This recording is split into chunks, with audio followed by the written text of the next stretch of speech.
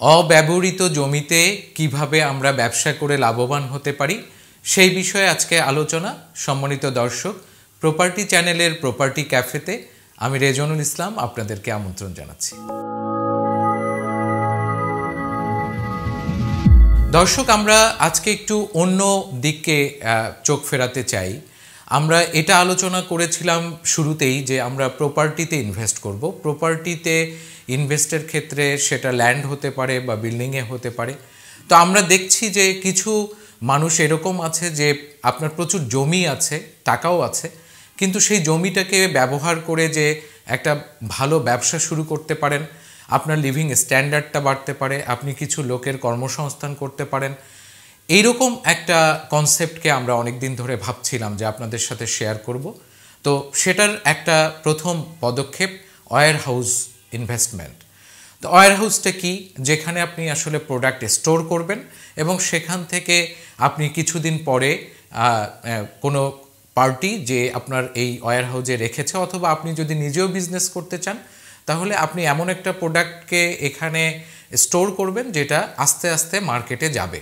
তার মানে dealership business হতে পারে, এই টাইপের যে বিজনেসটাতে আসলে আপনি অর্ডার দেবেন বাল্ক, কিন্তু যাবে রিটেইলারের কাছে, আস্তে আস্তে যাবে। তো এই বিজনেসটা নিয়ে কেন আমরা আপনাদেরকে আলোচনা করছি? যাতে আপনারা এই বিজনেসটাকে নিয়ে চিন্তা করেন এবং আপনার সাথে এই ব্যবসাটা যায় কি না। যদি যায় তাহলে আপনি নিজেও ব্যক্তিগতভাবে করতে পারেন, আপনি কয়েকজন মিলেও কিন্তু এই বিজনেসটা করতে পারেন। কারণ কি? কারণ এটার রিটার্নটা আপনাকে কিন্তু এই বিজনেস করতে ভাবাবে, উৎসাহিত করবে। আপনি যে ব্যবসাটা করবেন সেটার মধ্যে যদি মুনাফাটা থাকে এরকম যে আপনি কখনো আসলে ভাবেনই অথবা কল্পনাও করেননি, তাহলে অবশ্যই আমাদেরকে ভাবতে হবে এবং দেখতে হবে যে নতুন নতুন কনসেপ্টগুলোতে আসলে কিভাবে ব্যবসা করছে। বাইরে তো করছেই, ইদানিং বাংলাদেশেও অনেক উদ্যোক্তা কিন্তু এই ওয়্যার হাউস বিজনেসে ইনভেস্ট করছে। তাহলে আমরা একটু ডিটেইলে যাই। আপনার জমিটা যদি এরকম হয়, আমরা একজন উদ্যোক্তার দেখেছি সিলেট অঞ্চলে উনি করেছেন, তো সেইটা দিয়ে যদি আপনাদেরকে আমি একটু বোঝানোর চেষ্টা করি। উনি করেছেন 2.5 একর জমির উপরে, 2.5 একর জমিতে 3টা উনি ওয়্যার হাউস করেছেন। মানে এটাকে আমরা যদি বাংলায় বলি তাহলে এটা গোডাউন টাইপ। তো এটা একটা মডার্ন কনসেপ্ট, মডার্ন বিল্ডিং হবে, এখানে টেকনোলজি থাকবে এবং আপনি আসলে একটা সফটওয়্যারের মাধ্যমে সাপ্লাই চেইন ম্যানেজমেন্ট যেটাকে বলে, এখানে এই সিস্টেমটার মাধ্যমে আসলে বিজনেসটা অপারেট হবে। এখানে টেকনোলজি প্রচুর পরিমাণে ব্যবহৃত হবে এবং এটা কি হয়েছে যে ধরুন মাল্টিন্যাশনাল কোম্পানি বা বাংলাদেশে যে বড় বড় শিল্প উদ্যোক্তারা যারা ম্যানুফ্যাকচার করছে, তারা কিন্তু জেলাওয়ারি বিভাগওয়ারি ডিলার দিচ্ছে। তো আপনি যদি সেরকম একজন ডিলার হতে পারেন, অথবা কয়েকজন ডিলারকে আপনি এখনই বলতে পারেন যে ভাই আমি একটা হিউজ নাম্বার অফ এরিয়া নিয়ে একটা ওয়্যার হাউস করছি, যেটা উন্নত মানের প্রযুক্তি দিয়ে এবং ড্যামেজ বলেন, সিকিউরিটি বলেন, বিদ্যুৎ কিভাবে ব্যবহার হবে, এখানকার পার্কিং সিস্টেম কি হবে, একটা এই যে যদি কোনো ধরনের ক্রাইসিস হয় বিদ্যুতের কারণে হোক বা যে কোনো, যেহেতু হিউজ প্রোডাক্ট থাকবে এখানে অগ্নি নির্বাপক ব্যবস্থাটা খুবই ইম্পর্টেন্ট। এখানে ইন্স্যুরেন্স ফ্যাসিলিটি থাকবে যে হঠাৎ করে কোনো ধরনের অ্যাক্সিডেন্ট হলে সেটা ইন্স্যুরেন্স কাভারেজ পাওয়া যেতে পারে।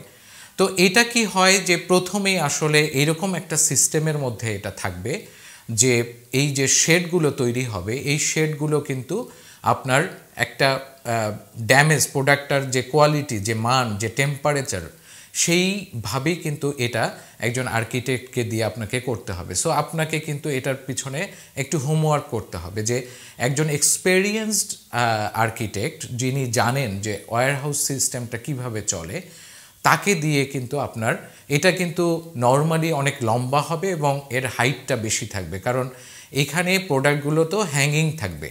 ধরেন কার্টুন ব্যবহার করা হবে, তাহলে গেটে যখন কোনো ট্রাক বা কাভার্ড ভ্যান ঢুকছে তখন কিন্তু সেখানে ওই প্রোডাক্টের একটা বারকোড সিস্টেম থাকবে যে আপনি 10টা কোম্পানির সাথে কন্ট্যাক্ট করেছেন যারা আপনার এই ওয়্যার হাউসটাকে ব্যবহার করছে, রেন্টে নিয়েছে, তারা কিন্তু সেটাকে কিন্তু স্কোয়ার ফিটে রেন্টটা নেবে এবং কত দিন ব্যাপী, এটা মাস হতে পারে, বছর ব্যাপী আপনি কন্ট্যাক্টটা করতে পারেন।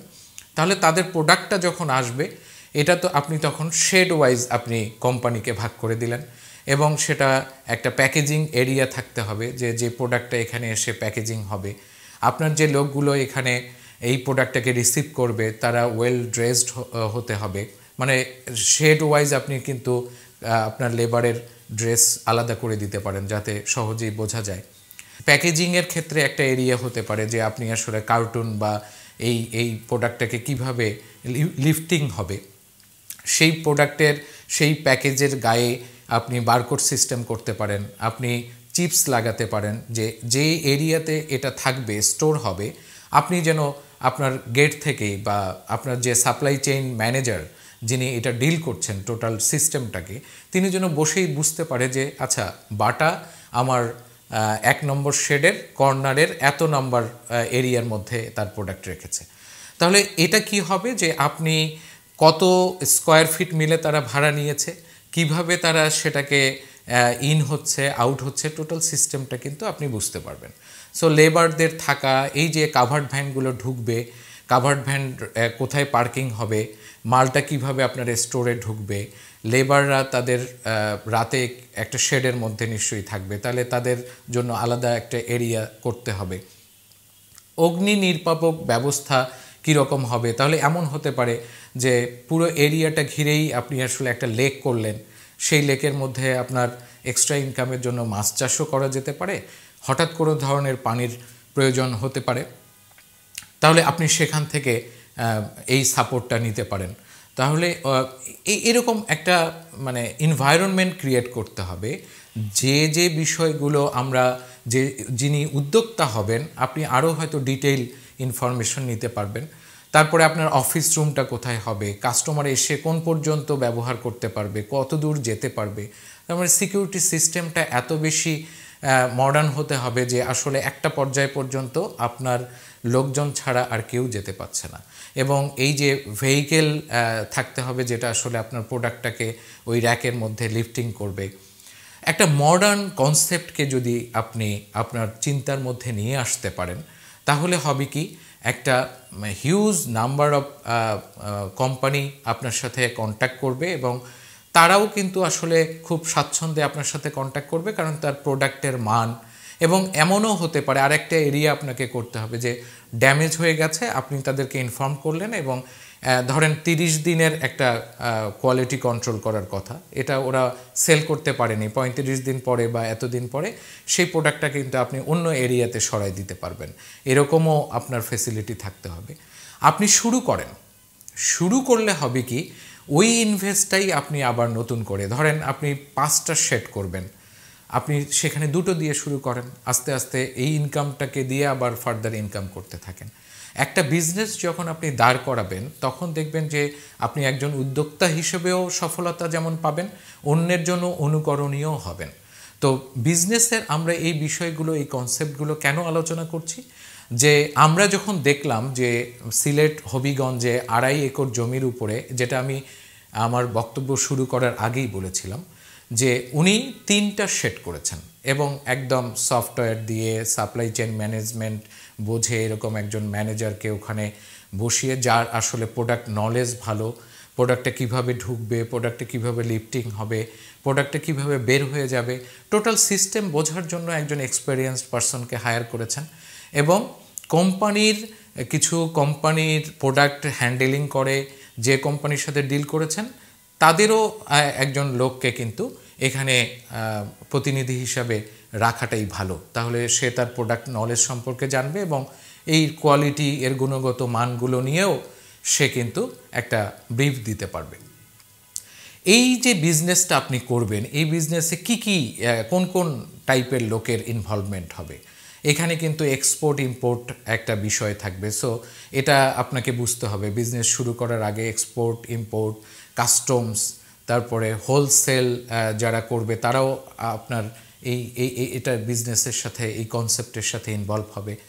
তারপরে আপনার দেখা যাবে যে আসলে এই যে টোটাল প্রোডাক্ট নলেজ সম্পর্কেও কিন্তু আপনাকে লেখাপড়া করতে হবে। অর্থাৎ এই বিজনেসটা কিন্তু সেই মান্ধাত্তার আমলের আপনি একটা গোডাউন ঘর তুলে রাখলেন আর সেখানে আপনি যে কোনোভাবে ঢুকাই ফেললেন, কোয়ালিটি কি নষ্ট হয়ে গেল, আপনি মেঝেতে বিস্কুটের প্যাকেট রেখে দিয়েছেন, তো এটা কয়দিন পরে ড্যামেজ হয়ে গেল, এবং মার্কেটে যখন প্রোডাক্টটা চলে গেল কাস্টমার কিন্তু তার স্যাটিসফ্যাকশনটা পেল না, তার মানে সে কিন্তু একটা অলরেডি প্রোডাক্টটা ড্যামেজ হয়ে গেছে সেরকম একটা খেয়ে এটা কোম্পানির উপরেও কিন্তু একটা ইফেক্ট পড়ে। সো ম্যানুফ্যাকচার যারা প্রোডাক্ট উৎপাদন করছে মার্কেটে তারাও কিন্তু আপনার এই ওয়্যারহাউস সিস্টেমের সাথে ইনভলভ হবেন।